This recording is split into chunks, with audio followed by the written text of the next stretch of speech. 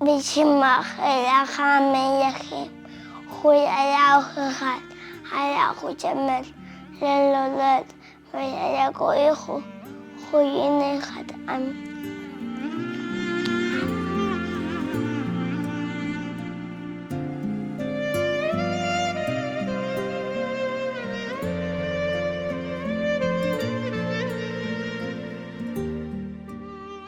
Все случилось во время родов, что повело за собой такие последствия. Была ишемия, отек мозга, 11 дней реанимации на Титова и потом около месяца в отделении ОПН.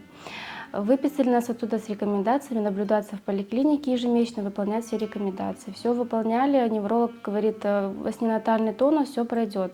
Но наблюдая, что развивается не так, как все дети, в 7 месяцев обратились к профессору Кушниру, неврологу.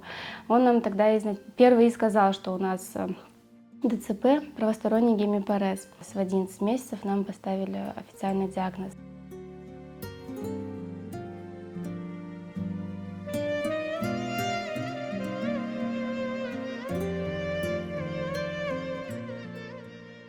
В 3 года он стал передвигаться с помощью опоры.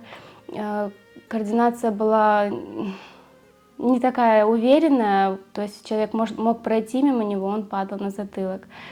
Разговаривать начал в 4 года, тоже посредством реабилитации.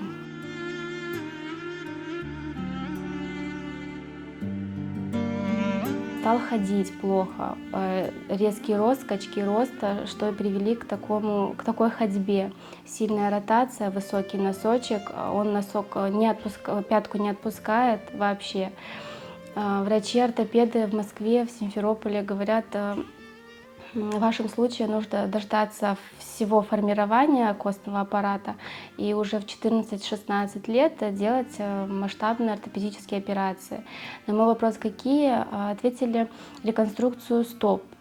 То есть это ломать кости стопы, все собирать и делать правильно. Я говорю, а для чего нужно ждать 14, 18, 16 лет, если можно сделать вот такую операцию сейчас?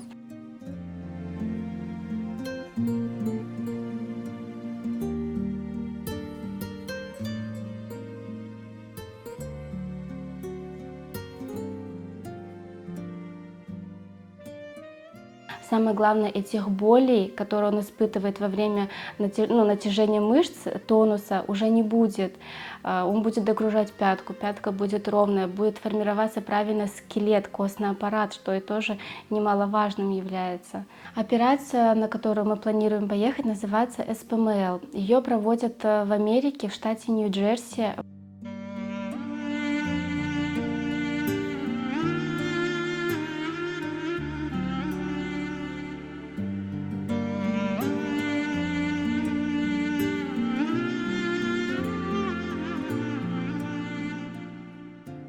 Наша семья обращается ко всем неравнодушным людям, помочь Ришату обрести эту качественную жизнь и ходить, как все здоровые дети. Я как мама хочу подарить Ришату этот шанс жить полноценной жизнью.